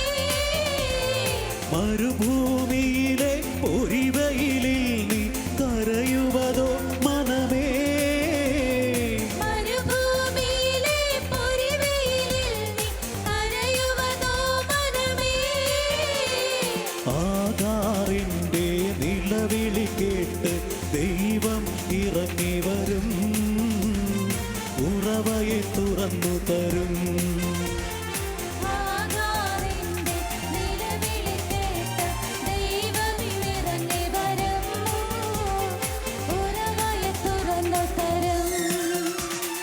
തളരരുതേ മനമേ, ആകുലമോ അരുതേ, പറഞ്ഞാലാർക്കും വിശ്വസിക്കാനാവാത്തൊരത്ഭുതം ദൈവം ചെയ്തിടുമേ. തളരരുതേ മനമേ, ആകുലമോ അരുതേ, പറഞ്ഞാലാർക്കും വിശ്വസിക്കാനാവാത്തൊരത്ഭുതം ദൈവം ചെയ്തിടുമേ. പറഞ്ഞാലാർക്കും വിശ്വസിക്കാനാവാത്തൊരത്ഭുതം ദൈവം ചെയ്തിടുമേ. പറഞ്ഞാലാർക്കും ആര് പറഞ്ഞാൽ വിശ്വസിക്കാൻ പറ്റാത്ത പ്രവൃത്തി ദൈവം ചെയ്യും മക്കളെ. ആര് പറഞ്ഞാൽ വിശ്വസിക്കാൻ പറ്റാത്ത പ്രവൃത്തി ദൈവം ചെയ്യും. സ്തുതിച്ച് ഹല്ലേലൂയ, ഹല്ലേലൂയ, ഹല്ലേലൂയ. സ്തുതിച്ച് പ്രാർത്ഥിക്കും മക്കളെ. യേശുവേ എന്ന് വിളിക്കും മക്കളെ. യേശുവേ എന്ന് വിളിക്കും മക്കളെ. യേശുവേ എന്ന് വിളിക്ക്. യേശുവേ എന്ന് വിളിക്ക്. ഈശോയെ എന്ന് വിളിക്ക്. ഈശോ യേശുവേ മഹത്വം, യേശുവേ ആരാധന, ആരാധന, ആരാധന, ആരാധന, ആരാധന, ആരാധന. Hallelujah, hallelujah, hallelujah, hallelujah, hallelujah. കണ്ണുകളടച്ച് വീണ്ടും പ്രാർത്ഥിക്കാം. നമ്മൾ കേട്ടത് ഒരു കഥയല്ല. 7ാം ക്ലാസ് മാത്രം വിദ്യാഭ്യാസമുള്ള ഒരു വ്യക്തി തൻ്റെ ജീവിതത്തെ കർത്താവിന് കൊടുത്തപ്പോൾ ആ വ്യക്തിയെ കർത്താവ് അനുഗ്രഹിച്ച് അനുഗ്രഹമാക്കി ഉയർത്തി. ആയിരക്കണക്കിന്, 10,000-കണക്കിന് വ്യക്തികൾക്ക് അനുഗ്രഹമായി കർത്താവ് ഉയർത്തി. 100-കണക്കിന് വചനവേദിയിൽ ആ ജീവിതത്തെ കർത്താവ് ഉയർത്തി അനുഗ്രഹിച്ചു. അത് നമ്മുടെ കർത്താവാണ്, അത് നമ്മുടെ ദൈവമാണ്. പ്രിയമുള്ളവരെ, ആ ദൈവത്തിന് ലാലോ ചെറിയാൻ എന്ന ഈ മകനെ ഇത്രമാത്രം അനുഗ്രഹിച്ച കർത്താവിന് നമ്മുടെ ജീവിതത്തിൽ എന്തുമാത്രം അനുഗ്രഹിക്കാൻ സാധിക്കും തിരിച്ചറിയാം. ആ കർത്താവ് ഇന്നും ജീവിക്കുന്നു. ആ കർത്താവ് ഇന്ന് നമ്മുടെ പ്രാർത്ഥന കേൾക്കുന്നു. ആ കർത്താവ് ഇന്ന് നമ്മളെ അനുഗ്രഹിക്കുന്നു. അദ്ദേഹത്തിനോടൊപ്പം അദ്ദേഹത്തെ പോലെ വേദനിക്കുന്നവരാണോ? ആ ജീവിത സാഹചര്യങ്ങളിൽ കടന്നു പോകുന്നവരാണോ? മരുഭൂമിയിൽ അലയുന്ന വ്യക്തിയാണോ? ഗൾഫ് രാജ്യങ്ങളിൽ കഷ്ടപ്പെടുന്ന വ്യക്തിയാണോ? ആരും സഹായിക്കാനില്ലെന്ന് വേദനിക്കുന്ന വ്യക്തിയാണോ? ആരും അംഗീകരിക്കാനില്ലാതെ, ആരും സഹായിക്കാനില്ലാതെ പ്രിയമുള്ളവരെ അത്രമാത്രം ദുരിതത്തിൽ കിടക്കുന്ന വ്യക്തിയാണോ? അദ്ദേഹം പറഞ്ഞു, സമ്പത്ത് ദൈവമല്ല, എൻ്റെ ദൈവം എൻ്റെ സമ്പത്താണ്. ദൈവം എൻ്റെ സമ്പത്താണ്. ദൈവത്തിൽ ആശ്രയിച്ചു, അവിടുത്തെ മുമ്പിൽ മാത്രം നിലവിളിച്ചു, അവിടുത്തോട് മാത്രം വേദനകൾ പറഞ്ഞു. കണ്ണുനീരപ്പുന്ന കർത്താവ് മാറോട് ചേർത്ത് അവനെ അനുഗ്രഹിച്ചു. 2 കരങ്ങൾ വീണ്ടും നമുക്ക് സ്വർഗത്തിലേക്ക് ഉയർത്തിപ്പിടിക്കാം. ആ ഈശോ ഈ രാത്രിയിൽ നമ്മുടെ കണ്ണുനീരപ്പാൻ, നമ്മളെ അനുഗ്രഹിക്കാൻ, നമ്മുടെ ജീവിതത്തെ അനുഗ്രഹമാക്കി മാറ്റാൻ, അവിടുന്ന് നമ്മുടെ സമ്പത്തായി മാറാൻ, അവിടുന്ന് നമ്മുടെ അനുഗ്രഹമായി മാറാൻ, നമ്മുടെ തലമുറയെ മക്കളെ അനുഗ്രഹിക്കാൻ, വിദൂരങ്ങളിലുള്ള വിദേശങ്ങളിലുള്ള നമ്മുടെ ജനത്തെ അനുഗ്രഹിക്കാൻ, നമ്മുടെ ദാരിദ്ര്യത്തിലേക്ക്, കഷ്ടതകളിലേക്ക്, ദുരിതങ്ങളിലേക്ക്, വേദനയിലേക്ക് ഈ രാത്രി ഈശോ കടന്നൊന്ന് അനുഗ്രഹിക്കാൻ വേണ്ടി വീണ്ടും പ്രാർത്ഥിക്കാം. Hallelujah, hallelujah, hallelujah, hallelujah, hallelujah, hallelujah, hallelujah. കർത്താവേ, നിന്റെ പ്രിയപ്പെട്ട മകനോട് ചേർന്ന് ഞങ്ങളെ ആരാധിക്കുന്നു. ആ മകനെ അനുഗ്രഹിച്ച കർത്താവേ, ഈ രാത്രിയിൽ അവിടുന്ന് ഞങ്ങളെയും അനുഗ്രഹിച്ച് അനുഗ്രഹമാക്കി മാറ്റണമെന്ന് പ്രാർത്ഥിക്കുന്നു. Hallelujah, hallelujah, hallelujah, hallelujah. യേശുവേ നന്ദി. Hallelujah, hallelujah, hallelujah, hallelujah. കർത്താവേ മഹത്വം, ദൈവമേ ആരാധന, ആരാധന, ആരാധന, ആരാധന. ഞങ്ങൾക്കുള്ള ദിവ്യ സമ്പത്തേശുവേ, നീയല്ലോ ഞങ്ങൾക്കുള്ള ദിവ്യ സമ്പത്തേശുവേ, നീയല്ലോ